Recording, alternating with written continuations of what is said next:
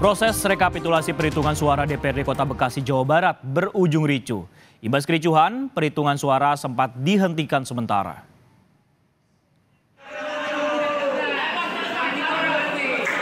Cekcok hingga nyaris baku hantam terjadi saat rekapitulasi suara DPRD Kota Bekasi di Balai Rakyat Kecamatan Bekasi Timur, Bekasi, Jawa Barat. Sejumlah saksi partai menduga terjadi penggelembungan suara karena ketidaksesuaian antara data perolehan suara yang dipegang saksi dengan perolehan suara hasil pleno. Saksi partai meminta kotak suara dibuka kembali. Yang kedua, salahnya tidak sedikit, salahnya banyak sekali. Di Gianyar, Bali, rapat rekapitulasi suara pemilu ramai interupsi saksi partai. Sama dengan di Bekasi, ada perbedaan data antara yang ditampilkan di pleno dengan bukti yang mereka pegang. Yang mencolok, data di PPK Kecamatan Tampak Siring. Apakah pada saat input data kemarin di PPK, biasanya saya lihat karena saya di Sukawati berdampingan dengan PPK, kalau itu tidak sinkron, tidak kepala kamera dia. Kok ini bisa? Kok ini bisa masuk? Itu merah dia. Kalau tidak sinkron, DPT-nya, tampaknya itu pasti merah dia. Kok ini bisa masuk? Bagaimana cara kerjanya? Keriuhan saat rekapitulasi suara tak cuma terjadi di dalam ruangan pleno, tapi juga di luar ruangan. Mahasiswa menggeruduk lokasi rekapitulasi suara di Kabupaten Polewali Mandar, Sulawesi Barat. Massa menuntut penghitungan suara ulang di sejumlah TPS karena diduga ada kecurangan di Kecamatan Bulo dan Kecamatan Matanga. Beberapa TPS yang ada di dua kecamatan ini dilakukan penghitungan suara ulang. Mekanisme penghitungan suara ulang di tingkat kabupaten tidak bisa kami lakukan karena ada mekanisme tersendiri. Undang-undang jelas menyatakan bahwa penghitungan suara ulang itu dapat dilakukan sampai di tingkat kecamatan. Kericuhan saat rekapitulasi suara seperti ini terjadi lantaran dugaan kecurangan yang disuarakan sejumlah pihak di pemilihan presiden dan legislatif terjadi di banyak tempat. Tim Liputan, Kompas TV. Saudara, Komisi Pemilihan Umum melanjutkan rapat pleno rekapitulasi perolehan suara tingkat nasional di luar negeri. Rapat pleno digelar dalam 2 panel untuk mempercepat proses rekapitulasi. Panel A dipimpin Ketua KPU RI Hasyim Asyari dengan agenda melanjutkan rapat pleno rekapitulasi pada hari keempat. Hingga pagi hari ini, panel A telah menyelesaikan perhitungan suara di 13 PPLN. Dan panel B dipimpin oleh Komisioner KPU Republik Indonesia Muhammad Afifuddin dengan agenda rekapitulasi hari kelima. Ada rekan kami Cindy Permadi di kantor Komisi Pemilihan Umum Republik Indonesia Jakarta yang melaporkan rekapitulasi di luar negeri. Cindy, selamat siang. Mengapa kemudian harus ada 2 panel dalam rapat pleno kali ini?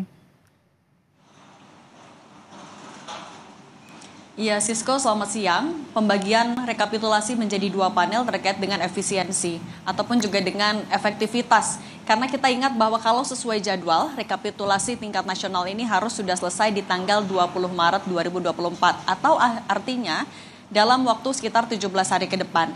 Nah, kalau di KPU RI memang untuk rekapitulasi yang didahulukan adalah penghitungan suara luar negeri karena disebut kalau menurut KPU sudah lebih siap. Ada 128 PPLN yang harus dihitung dalam beberapa hari ini, tapi kita tahu ada satu PPLN yaitu PPLN Kuala Lumpur yang masih belum bisa dihitung karena masih akan melakukan pemungutan suara ulang di pertengahan Maret. Atau kalau sesuai jadwal di tanggal 9 Maret untuk metode kotak suara keliling dan tanggal 10 Maret untuk pencoblosan di TPS. Sampai pagi tadi sudah ada 94 PPLN yang sudah dihitung dari hari pertama atau artinya di hari kelima ini sudah ada total 94 PPLN yang proses rekapitulasi manualnya sudah selesai. Nah, di panel A yang dipimpin oleh Ketua KPU RI Hasyim Asyari masih melanjutkan proses rekapitulasi hari keempat. Rencananya sebenarnya kalau sesuai jadwal kemarin ada 18 negara atau 18 PPLN yang akan direkapitulasi secara manual. Tapi karena belum selesai sehingga masih dilanjutkan hingga siang hari ini. Sekitar jam 11:30 tadi setidaknya sudah 15 PPLN yang dihitung dan juga ditetapkan hasilnya. Sementara kalau di panel B sudah memasuki rekapitulasi hari kelima.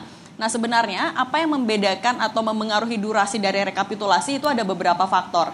Misalnya yang pertama adalah karakteristik dari PPLN itu sendiri, kemudian karakteristik dari masing-masing saksi. Karena kita tahu di rekapitulasi atau di rapat pleno rekapitulasi di KPU RI ini ada saksi yang juga dihadirkan dan dilibatkan. Mulai dari Bawaslu, kemudian juga ada saksi peserta pemilu, mulai dari saksi masing-masing paslon capres-cawapres dan juga saksi dari partai politik. Juga tergantung dari kendala masing-masing PPLN. Misalnya kalau ada ketidaksinkronan data, akan didalami lagi ketidaksinkronan ini apa, kemudian alasannya apa. Lalu juga misalnya apakah ada kesalahan input data, salah penyebutan, kemudian apabila ada kendala juga nantinya akan didalami lagi, bisa itu oleh KPU, Bawaslu maupun saksi yang hadir. Misalnya apakah ketika ada kendala rekapitulasinya dilakukan melibatkan saksi-saksi yang terkait.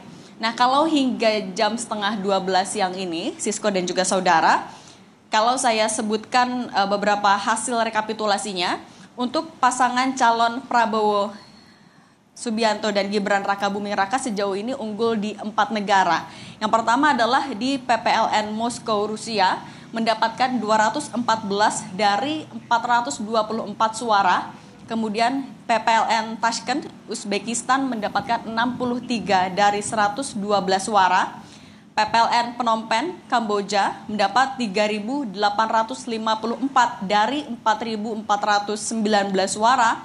Dan PPLN Caracas, Venezuela mendapat 48 dari 100 suara. Sementara kalau untuk pasangan calon Ganjar Mahfud unggul di 3 negara, yaitu dari hasil penghitungan di PPLN Helsinki, Finlandia mendapat 193 dari 490 suara. Lalu PPLN Canberra, Australia mendapat 244 dari 562 suara. Dan PPLN Chicago, Amerika Serikat mendapat 416 dari 935 suara sah. Masih akan berlangsung proses rekapitulasi karena tidak hanya penghitungan luar negeri tapi juga nantinya akan dilanjutkan dengan penghitungan di dalam negeri. Sisko, akan kita tunggu bagaimana update-nya dan apa saja kendala di penghitungan luar negeri pada hari kelima ini, Francisco. Baik, terima kasih atas update Anda terkait rekapitulasi yang dilakukan oleh Komisi Pemilihan Umum Republik Indonesia. Ada 2 panel untuk mempercepat proses perhitungan karena targetnya 20 Maret 2024 sudah disampaikan kepada publik. Terima kasih Cindy Permadi.